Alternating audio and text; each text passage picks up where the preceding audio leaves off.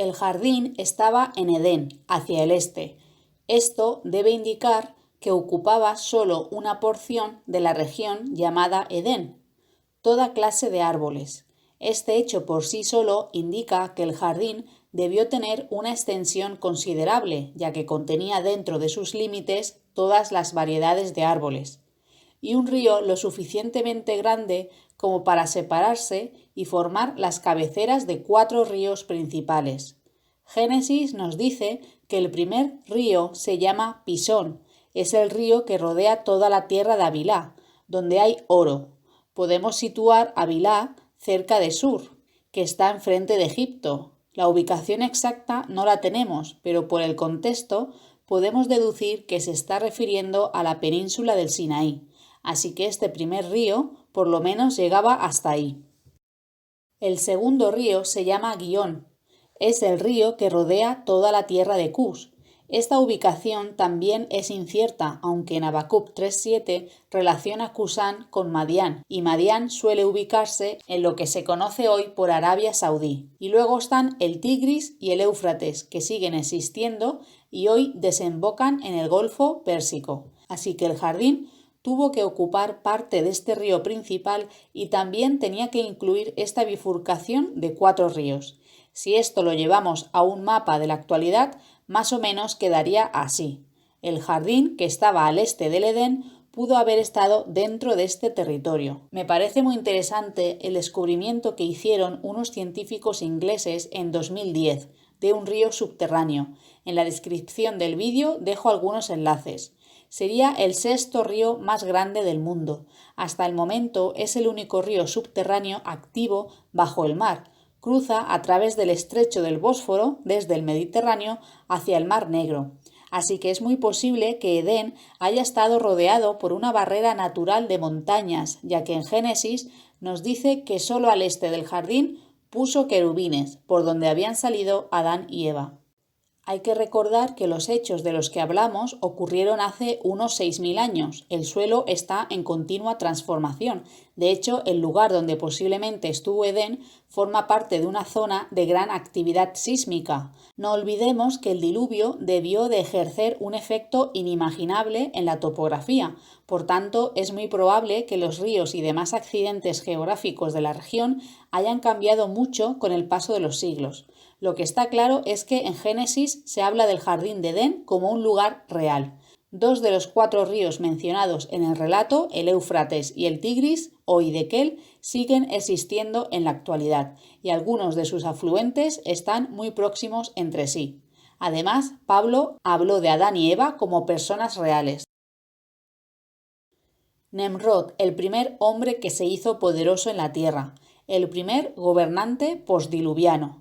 La Biblia al día dice que fue el primero de los reyes. Algunos relacionan el nombre de Cus con la antigua ciudad de Kis, que las excavaciones han puesto al descubierto en la Baja Mesopotamia, cerca de Babilonia. La lista sumeria de reyes, un registro antiguo de carácter legendario, dice: después de que el diluvio hubo barrido la tierra y cuando la monarquía bajó otra vez del cielo, la monarquía estuvo primero en Kis.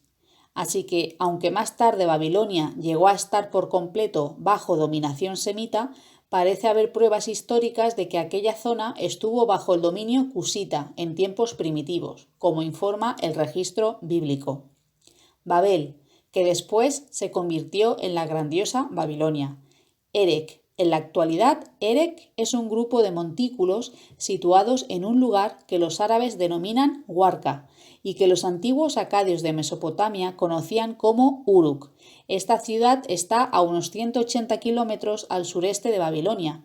En este lugar se ha descubierto un antiguo zigurat, así como muchos túmulos y féretros, que parecen indicar que en un tiempo Erech fue un cementerio de los reyes asirios. Se ha identificado a Akkad con la antigua ciudad de Agadé, aunque se desconoce su ubicación exacta. En el cilindro de Ciro, el conquistador de Babilonia asume el título de rey de Babilonia, rey de Sumer y Akkad. Parece que los acadios superaron a los sumerios en el arte de la escultura y el grabado de sellos. En la actualidad, el nombre acadio se utiliza para referirse a los antiguos idiomas asirio y babilonio. Nínive llegó a ser la capital del imperio asirio. Cala, a unos 35 kilómetros al sureste de Nínive. Actualmente este lugar se llama Nimrud, por lo que conserva el nombre de su antiguo fundador. Así que de 8 ciudades que menciona Génesis, 5 las podemos identificar perfectamente en la actualidad. Es decir, habla de sitios reales que se pueden comprobar. La tradición árabe hace mención de Nemrod. Hay poemas didácticos sumerio-acadios que hablan de sus heroicas hazañas. Y el historiador judío Josefo también lo menciona por nombre. Y es muy curioso que al sureste de Turquía existe un monte llamado Nemrod. Es conocida por las estatuas pertenecientes a una tumba del siglo I a.C. que se encuentra en la cima. Aunque los arqueólogos no han podido encontrar unas ruinas antiguas de las que puedan decir con seguridad que pertenezcan a la Torre de Babel, es llamativo un texto del rey de Akkad, menciona que restauró una torre-templo en Babilonia, con lo que da a entender que tal edificio existía antes de su reinado. También el gran templo de Marduk, ubicado en Babilonia, que fue reconstruido por Nabucodonosor, ahora en ruinas en la zona protegida por los muros de Babilonia. Muchas personas opinan que esta torre señala el sitio de la torre original construida por Nemrod. Registros antiguos acerca de estos templos suelen contener las palabras «su cima llegará a los cielos». Cierto informe dice que el rey Nabucodonosor dijo «elevé la cúspide de la torre escalonada de modo que su cúspide rivalizara con los cielos». Un fragmento relata así el derrumbe de un zigurat como ese. La construcción de ese templo ofendió a los dioses. En una noche derribaron lo que se había construido. Los esparcieron e hicieron extraña su habla, impidieron el progreso.